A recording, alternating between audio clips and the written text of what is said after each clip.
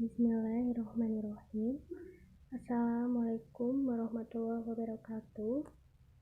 Perkenalkan, saya Ayu Widyaningrum NIM A420180 dari kelas 6D.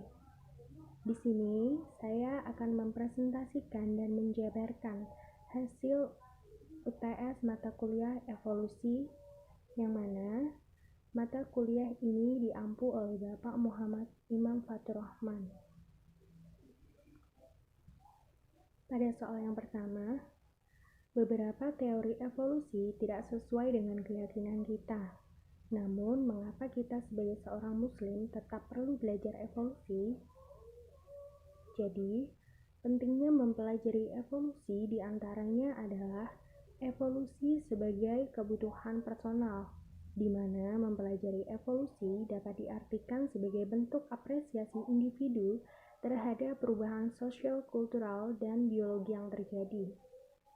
Selain itu, evolusi dapat mengapresiasi perbedaan yang ada pada manusia berupa keragaman, dan evolusi dapat berupa suatu pengetahuan yang dihubungkan dalam pengetahuan ilmiah akademik.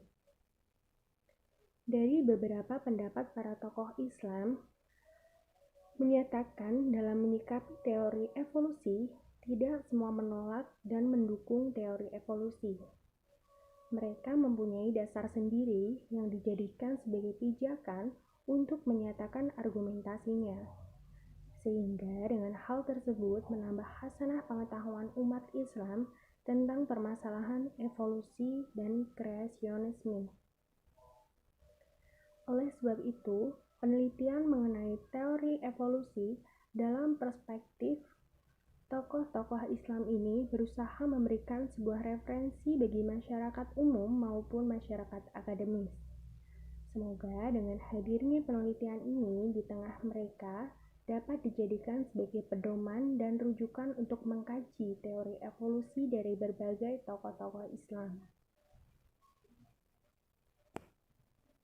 Pada soal yang kedua, jelaskan pengertian evolusi dan apa maksud pernyataan evolution as theory and fact.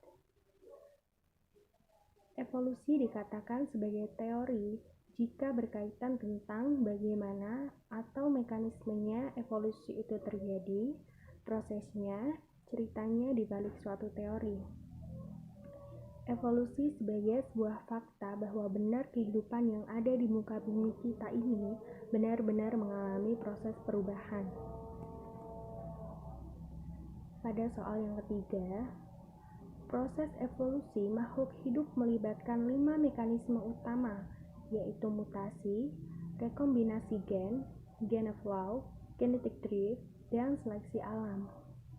Jelaskan bagaimana kelima mekanisme tersebut bekerja sehingga dapat menjadikan populasi makhluk hidup dapat mengalami perubahan seiring berjalannya waktu, atau dengan kata lain berevolusi.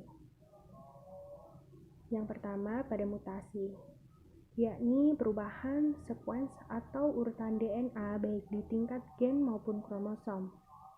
Yang kedua ada gain of flow atau aliran gen, yakni menyisipan gen dari suatu populasi ke populasi lain. Dan yang ketiga ada rekombinasi gen atau perkawinan silang, hukum Mendel 1 dan hukum Mendel 2 atau pemisahan sel kelamin secara bebas dan kombinasi baru secara acak dan bebas. Yang keempat ada seleksi alam, yaitu suatu proses adanya perbedaan antara organisme dalam hal kemampuan bertahan hidup dan bereproduksi, perbedaan dalam satu atau lebih cirinya.